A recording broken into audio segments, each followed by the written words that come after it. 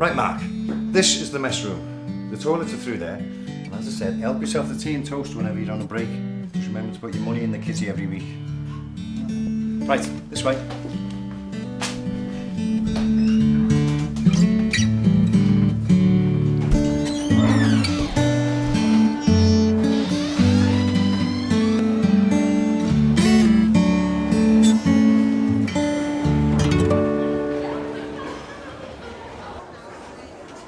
Right then, the fire alarm system.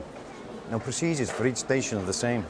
If the fire alarm activates, staff evacuate customers and themselves to a place of safety as quickly as possible. So it doesn't matter whether you're here at Central or James Street or whatever, you treat each deep level station the same. Now, there are 5 stations on the Merseyrail network that are designated as subsurface or underground stations. These are Hamilton Square, James Street, Moorfields, Lime Street and Liverpool Central. The total length of tunnel on the Wirral Loop line from Conway Park Tunnel Portal is 3 3/4 miles. The distance from Hamilton Square to James Street is 1 mile 308 yards. From James Street to Moorfields, 506 yards. From Moorfields to Lime Street, 1,034 yards. From Lime Street to Liverpool Central, 924 yards. And from Liverpool Central back to James Street, 814 yards. The total tunnel length on the Northern Line is 1 mile 1,716 yards. The distance between Liverpool Central and Moorfields in either direction is 1,056 yards. Now, in 1987, there was a fire at King's Cross Underground Station in London in which 31 people died. So in 1989, the Fire Precaution Regulations Act came into force. So what I'm about to tell you is all because of the King's Cross fire. So firstly, the fire alarm is set off when one of the detection devices is activated. Now, these detection devices are situated throughout the station and consist of smoke detectors, heat detectors, beam detectors. The fire alarm panel calls for the fire service by an integral telephone line. At each subsurface station mark, there is a set of station emergency plans that can be used by the Merseyside Fire and Rescue Service. The plans are kept in specific locations at each station. On these plans you'll find the station layout, the station access and egress points, the dry riser and hydrant points, the fire points, smoke stop doors, the fire alarm panel, the location of the utilities such as gas, electricity and the sprinkler system. The alarm panel will indicate the whereabouts of the device that's been activated. So if the alarm's been triggered here in the booking hall, this light will come on, as well as the alarm light. As well as the lights, this LED, the status display window, will also tell us the whereabouts of the problem. It will also indicate any fault that's in the system. Again, one of these lights will light up to tell us. So let's say the smoke detector behind panel L2D020Z4 goes off by the escalator. This button will light and a printed record will also be given here. And below that is the zone plan for the station, showing the fire alarm zones and each description. Now, there can be many reasons for alarms going off. For example, the insulators under the conductor rail, we call them pots, can get dirty and greasy. Sparks or arcing can set alight rubbish which people chuck onto the track, setting off the alarm. So it's not always an emergency, but we have to treat it as an emergency and the station is evacuated immediately. On the underground stations, there are a total of 33 escalators and these are fitted with a sprinkler system. Each escalator is installed with heat detector cables, which connect to a control panel, which connects to the fire alarm panel. It informs the control panel, which then puts the system into first knock. An investigation will then be carried out by a member of staff. If a fire is evident, you use the yellow break glass inside the machine room entrance, which will then operate the sprinkler system. The LHD repeater panel outside indicates which section of the escalator is affected. The escalators are kept running throughout the evacuation, unless of course they're the source of the fire. Now, as soon as the alarm is raised here, the panel alerts the Merseyrail Control Centre and the Merseyside Fire and Rescue Service. The local staff then make a backup call to them. 20 seconds after the alarm's been raised, pre-recorded public announcements will be made asking the passengers to evacuate the station. Due to an emergency, all passengers must evacuate by the emergency staircase at the Hunt's Cross end of the platform. Do not use the escalator exits. Do not use the escalator exits. These pre-recorded announcements will direct the passengers to the exits by the safest route. Now we have a test every Sunday morning when you'll get to see and hear everything in operation, okay? Yeah. At the same time as the PA announcements start, the fire alarm panel switches power off to the magnetic locks securing certain exits, so the lighter coloured barriers spring open, allowing easier escape access. Soon we'll be getting new automatic barriers like these. As well as the barriers opening, the magnets holding the booking hall doors will release to stop smoke from spreading. So if it's a fire on the Whittle line, then these fire doors will close.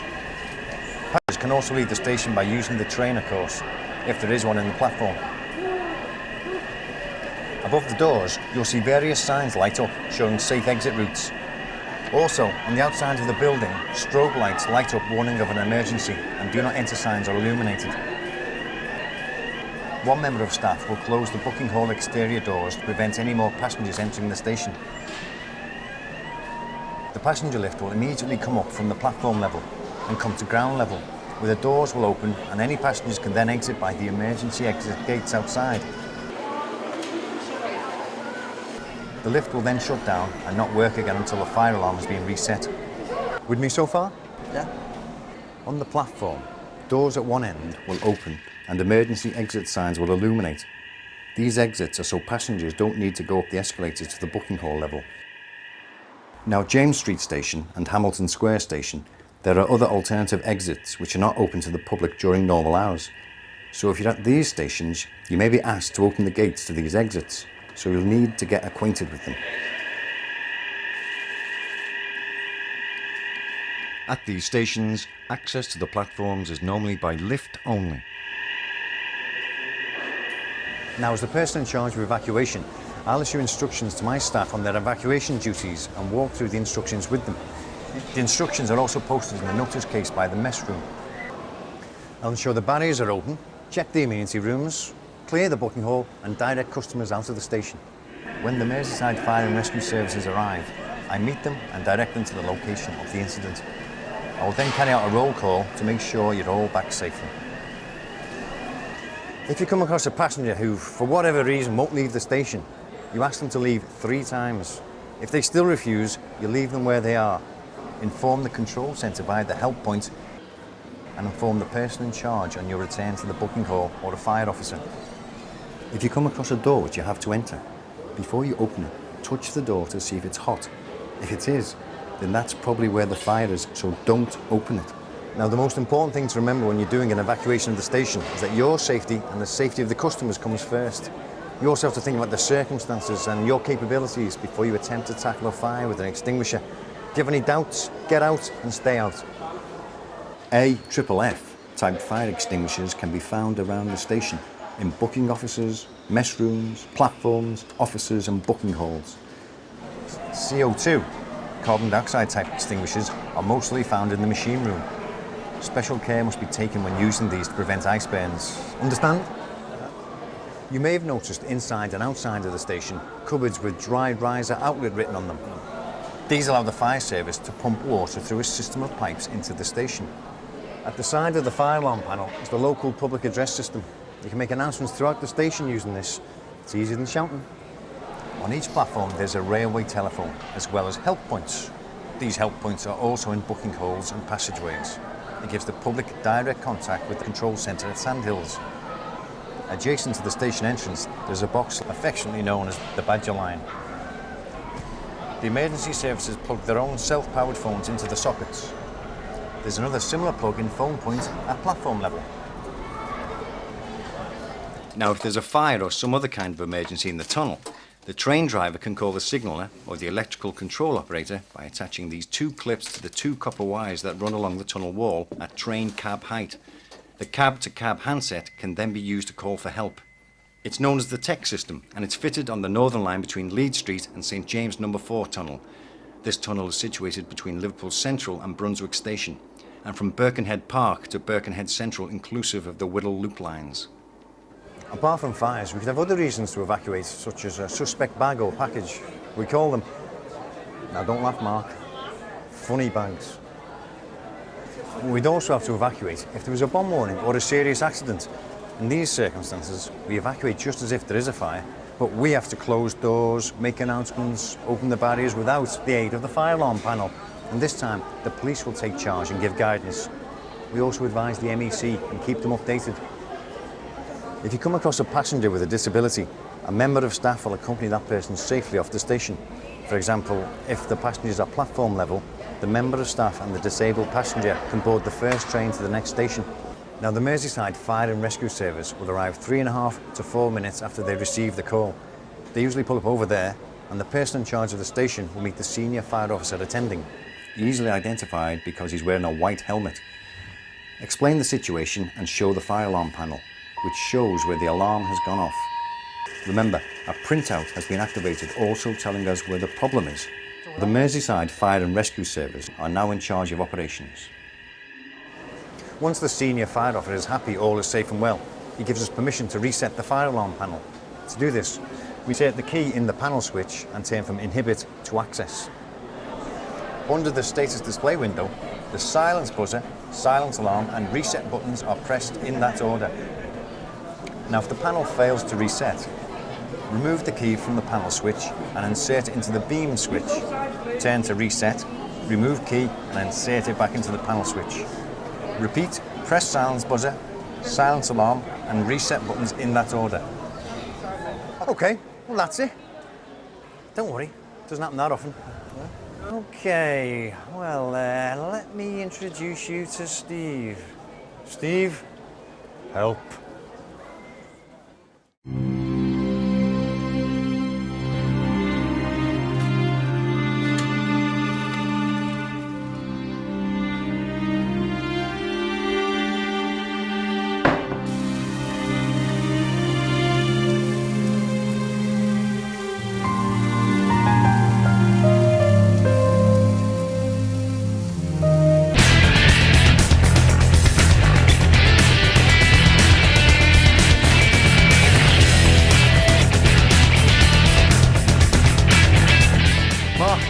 You go downstairs and check the willow line, right?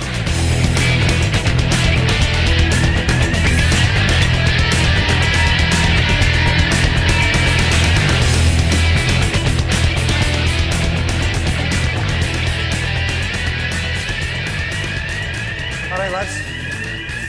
There's the problem with the fire alarm panel over here. This way. Looks like there's a problem with the mess room or something. The mess room? See that room over there, marked private?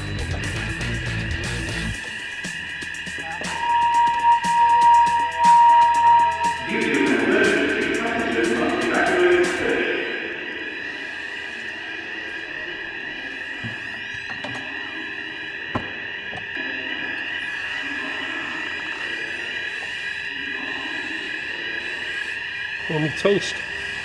Sorry about that. All right, don't mind. Do you want to go for a reset? Yeah, cheers, mate. Thanks for coming. It's all right, no problem. Oh, well done, matey. Do you remember how to set the fire alarm? Yeah. Go for it.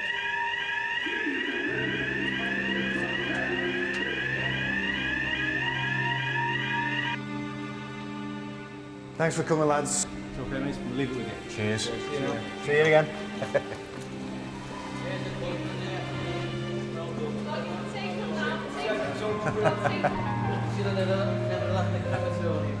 Ted, you gonna have your toast now? After an emergency, there are several things which you must do. After the all clear, always advise the MEC.